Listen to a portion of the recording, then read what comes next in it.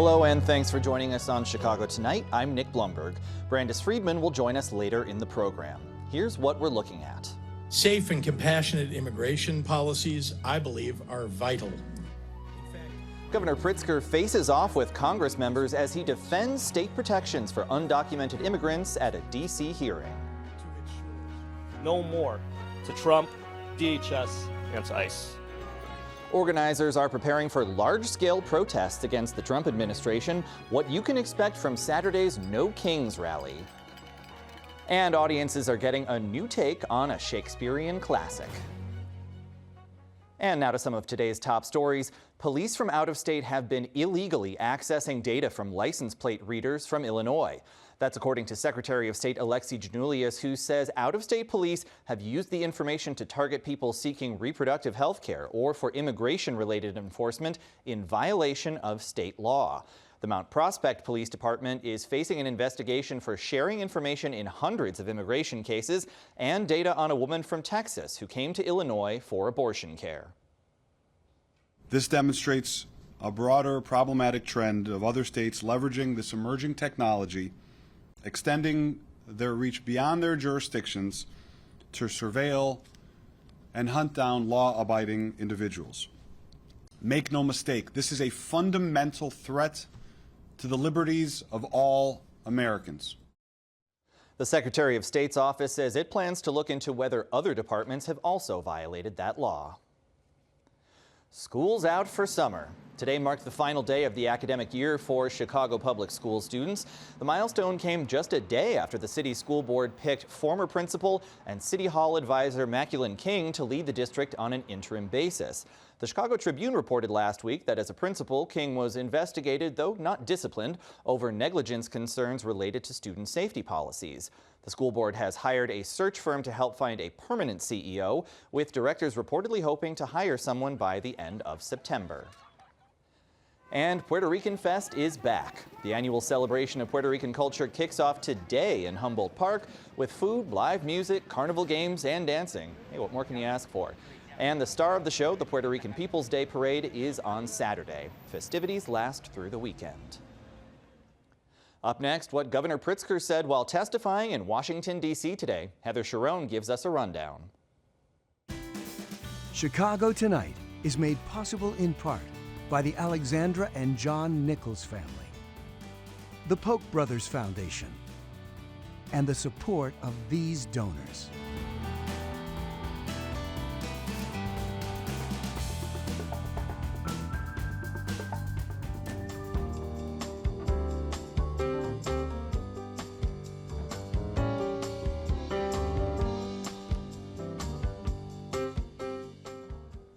Governor J.B. Pritzker found himself in a white-hot spotlight on Capitol Hill today. He was called to defend Illinois' efforts to protect undocumented immigrants from deportation in front of the U.S. House Oversight Committee. Pritzker struck a defiant tone when asked if he was worried Trump's border czar would order his arrest. If Tom Homan were to come to try to arrest us, I can say, first of all, that he can try. I can also tell you that I will stand in the way of Tom Homan going after people who don't deserve to be frightened in their communities, who don't deserve to be threatened, terrorized. I would rather that he came and arrested me than do that to the people of my state. Now, alongside Minnesota Governor Tim Walz and New York Governor Kathy Hochul, Pritzker urged Republicans to help him fix the nation's, quote, broken immigration system. Let's listen to a bit of the governor's opening statement. I have seen firsthand how states have had to shoulder the consequences of a broken immigration system. I'm proud of how we have responded by promoting public safety, treating people with dignity, supporting our economy, and respecting the rule of law. Our Heather Sharon joins us now with more on the governor's very long and very high-stakes day. Heather, even though this hearing was supposed to focus on laws designed to protect undocumented immigrants from deportation, didn't quite turn out that way. What happened? It sure didn't. It was overtaken by events. Of course, we've now seen large-scale protests against the president's mass deportation efforts. There are protests going on right now in Chicago and across the country.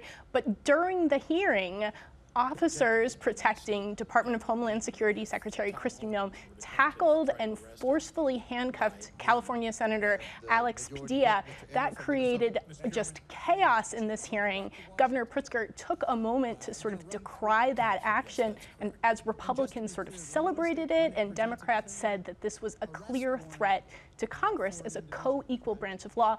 Lost in the shuffle was the nitty-gritty over what exactly the Illinois Trust Act did, but that is well-trodden territory. Of course, Mayor Brandon Johnson faced a lot of those questions back in March. Yeah, we certainly saw, perhaps a lack of understanding back at that hearing. Well, as we've reported, the Justice Department is suing Illinois to overturn the Illinois Trust Act.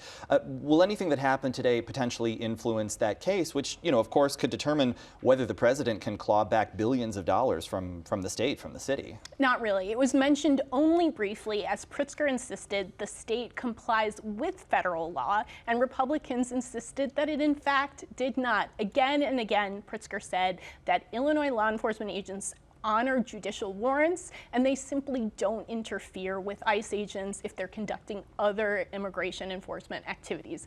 I don't think either side really learned anything new today, though. And Pritzker, of course, he has yet to announce whether he's going to run for a third term as governor, and he is, of course, considering running for president in 2028. Did we learn anything, perhaps, about his political future today? Well, he certainly staked out land on sort of the far left side of the Democratic Party, sort of vigorously combating the president. Today, he sort of was very milquetoast for much of the day, but towards the end, perhaps he was a little tired and annoyed, got a little punchy with some of the Republicans, and clearly is willing to show that he is a fighter. And the question is that what Democratic voters are going to be looking for in a third term as governor, or perhaps in 2028? Well, Heather, I can imagine you were a little bit tired after covering that marathon hearing, but thank you for watching that, Heather Sharon. Thanks, Nick. And you can read Heather's full story on our website. It's all at WTTW.com/news.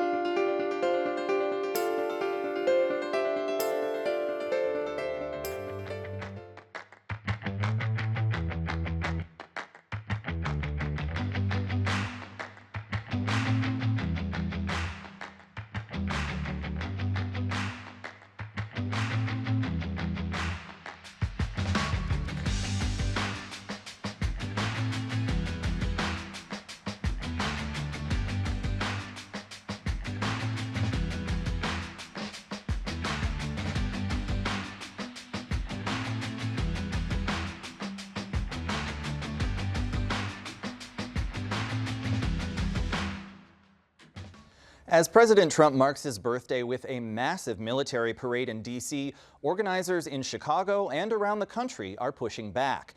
Demonstrators plan to gather in Daley Plaza at noon on Saturday for one of many so-called No Kings events, with activists rallying against immigration enforcement and other federal policies.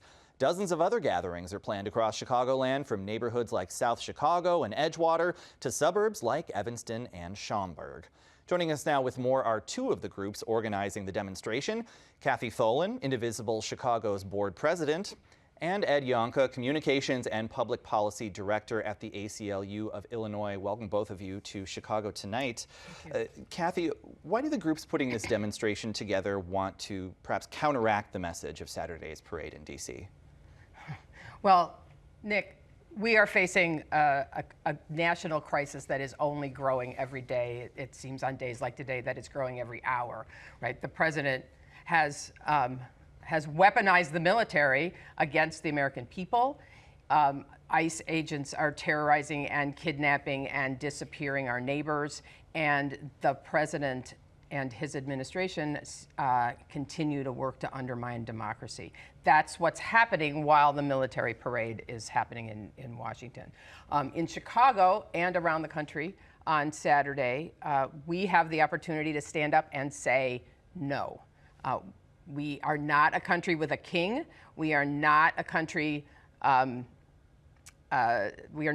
where chaos and cruelty reign. We are not a country in service of billionaires. We are a country of laws, and laws in service of the people, and that's why we are gathering on Saturday to say no kings.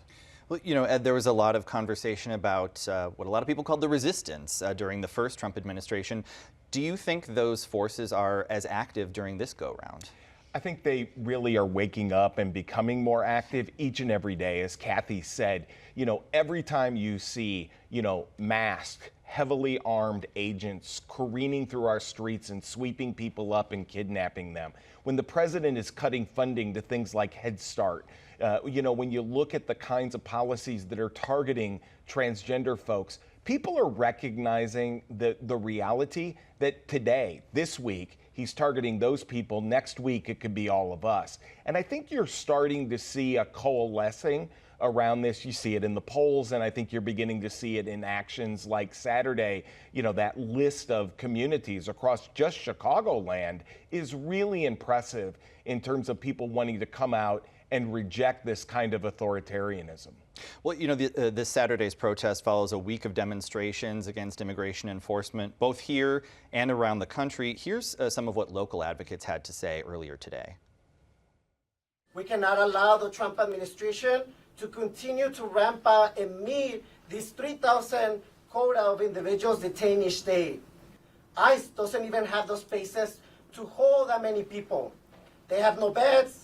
They have no medical care, they have no humanity or law and order. And we also learned this week Chicago is one of the cities expected to be targeted for heightened immigration enforcement.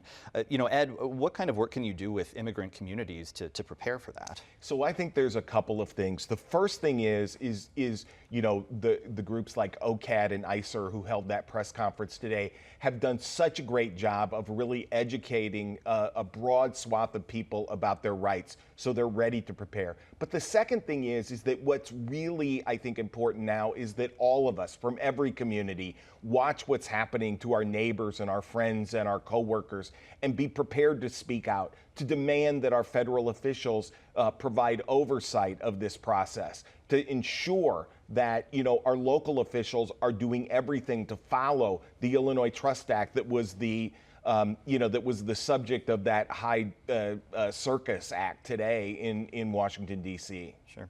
You know, Kathy, there's been some media coverage of clashes between demonstrators and law enforcement here in Chicago as well as in L.A. Do you think those represent a majority of the demonstrations? Oh, absolutely not. And I would just say that Indivisible Chicago and all of our 60-plus partner organizations sponsoring the rally on Saturday are committed to nonviolence. We are committed to nonviolence, and we are preparing to work to ensure the safety of people who attend. And we take safety very seriously. We have teams of trained and experienced safety marshals, and we know that the Chicago Police Department will also be there to protect our right to protest. You know, Nick, could I add something about this? You know, I hear this, I see the headlines about, you know, the outbreaks of, you know, some limited amounts of violence in cities like LA. You know, I relish having that conversation if I weren't having it with someone who pardoned the people who beat police officers on January 6th. It is really ridiculous that we're responding to what Donald Trump thinks ought to be peaceful protest when that's what he's forgiven. So I think this idea that somehow protest is dangerous has really grown up in a way that's really precarious. I will tell you, having been at a number of these, you know, you see people there with their families, with children in strollers, with, you know, multi-generations together, because they're just fed up with what this guy is doing. And that's what Saturday will feel like. All right, well, I'm sure there will be a lot of eyes on Saturday's gathering. That's where we'll have to leave it for tonight. But Kathy Tholen, Ed Yonka, thank you both for joining us. Thanks so much. And we're back with more right after this.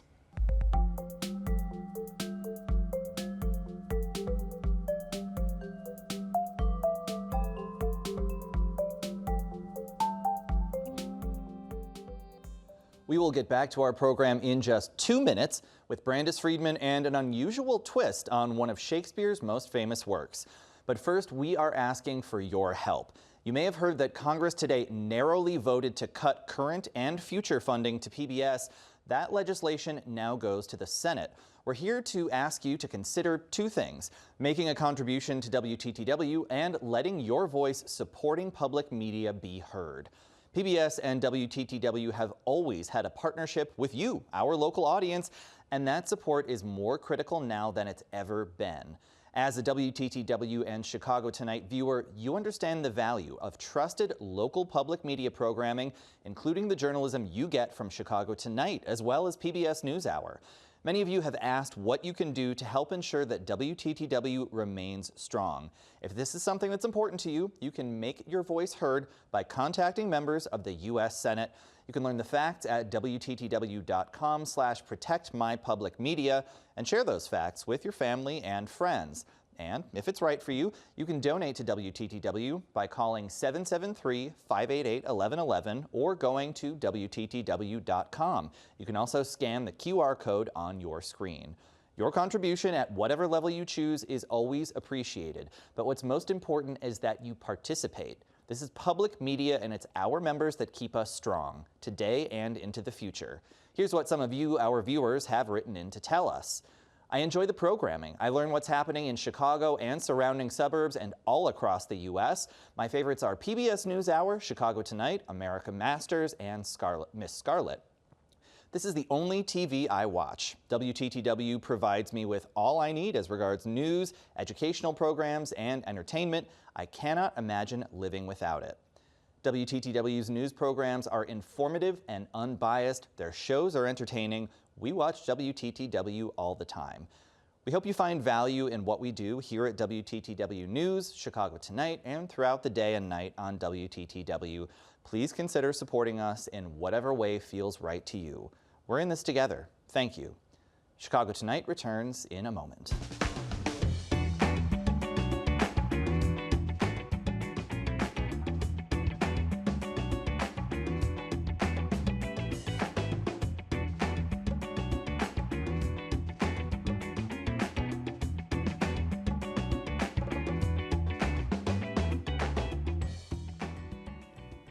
Tragedy, betrayal, revenge.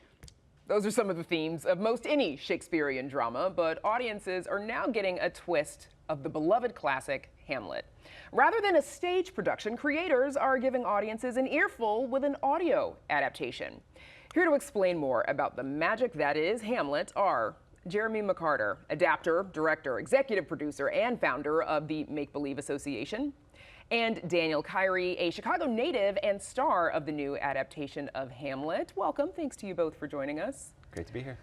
So, Jeremy, tell us how this works. Hamlet, but make it podcast. That's right. Right. Why would we do such a thing? A couple of years ago, we realized that our audience, people who listen to podcasts, tend to do so on headphones.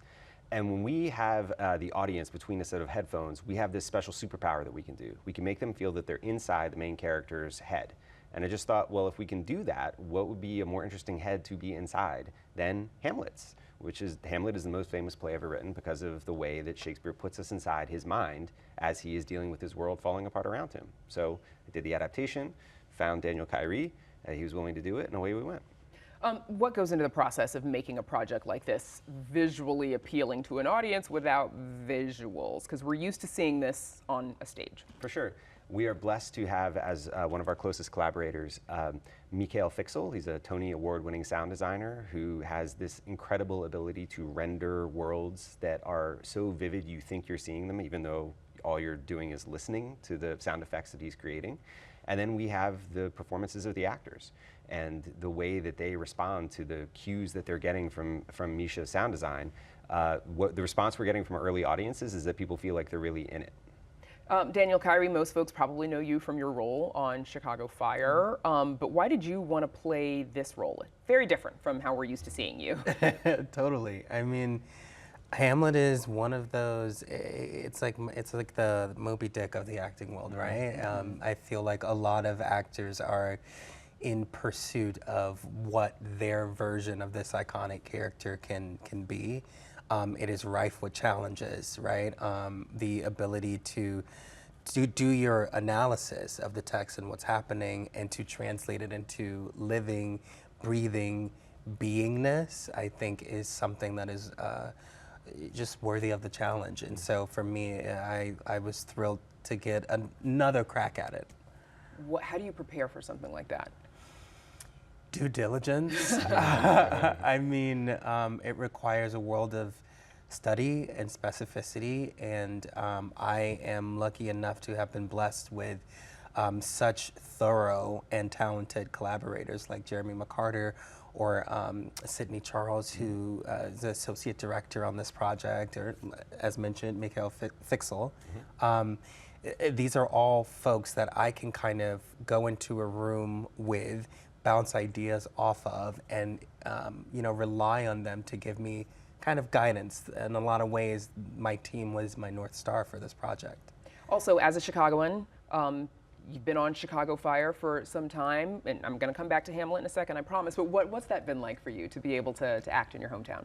On a successful series. Yeah, absolutely incredible. I mean, you know, I have done a lot of work locally in Chicago on many stages across the city, and I was actually doing my first round of Hamlet when I was cast on the show Chicago Fire. And so, you know, there is a difference, I think, in perhaps platform or impact in some ways in terms of just like the recognizability of something like Chicago Fire. And so, of course, I go back to my hood and people are like, yo, what's up? You're on TV, you know, that whole thing. And there's something that's just really affirming for me as an actor, because, you know, it can be a tough business, and I've been very, very fortunate. So you're ready for Hamlet then. Let's listen to one of Hamlet's inner monologues that you were talking about. Must I remember? Why, she would hang on him as if increase of appetite had grown by what it fed on. And yet within a month, let me not think on it. Frailty, thy name is woman. A little month, or ere those shoes were old with which she followed my poor father's body, like Niobe, all tears. Why, she, even she, oh, God. Jeremy, of course, there have been, I don't know how many, countless iterations and productions of Hamlet over the years. What sets this one apart? Obviously being that it's an audio production. Sure.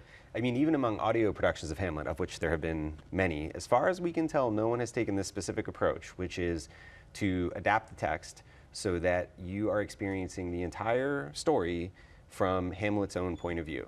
So when you put headphones on and you hear things happening, you're hearing as they're happening to and around Hamlet. That is a completely different way of, it's a fresh angle at coming at the play. And we did it, obviously we're an audio company, we wanted to make a cool audio story that the audience would love, but also we felt like we can use these tools, the specific tools of podcasting, to maybe give people an angle on this play that we've never had before in 425 years. That was, you know, the fun part of the challenge as people who really love Shakespeare. Daniel, the audience can't physically see you, but we know you're Black, right? And you said you played Hamlet before. How do you think, what does that mean to you to be a Black man stepping into this role? I think that it really is an opportunity to perhaps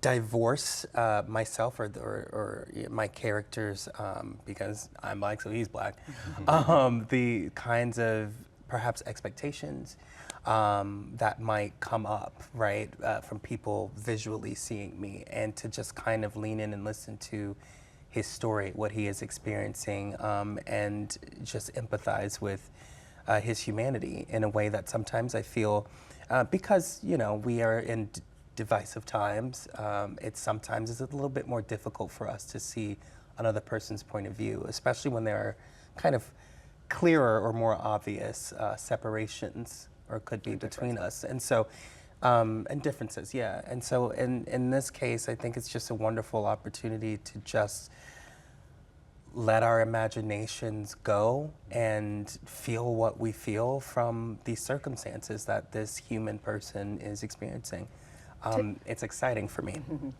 10 seconds left. Jeremy McCarter, 10th anniversary of Hamilton. You co-wrote Hamilton, The Revolution with the creator, Lin-Manuel Miranda. When you look back on these 10 years, what do you see? I see a show that's had an unbelievable legacy. I mean, none of us, I think, thought 10 years later it would still be on Broadway, or that it would have shifted the culture in all the ways that it shifted it. I mean, I feel unbelievably lucky that I got to have the view on that kind of miraculous experience that I did. All right, congrats to you both. Thank you for joining us. Jeremy McCarter and Daniel Kyrie, thank you. Thank you. Thanks. And we're back right after this.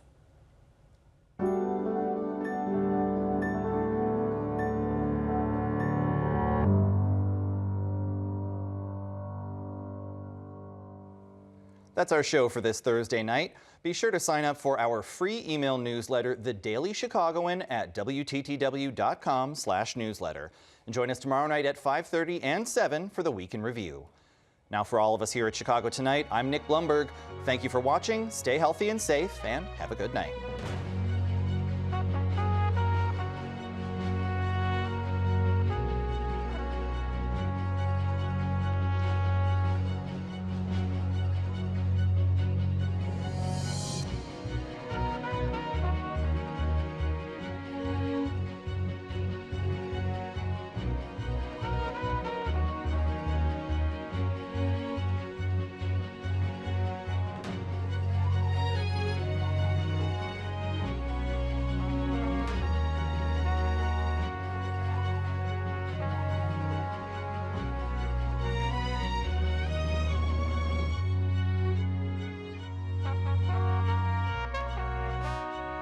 Closed captioning is made possible by Robert A. Clifford and Clifford Law Offices, a Chicago personal injury and wrongful death firm that serves the needs of clients in the Chicago area and throughout the nation.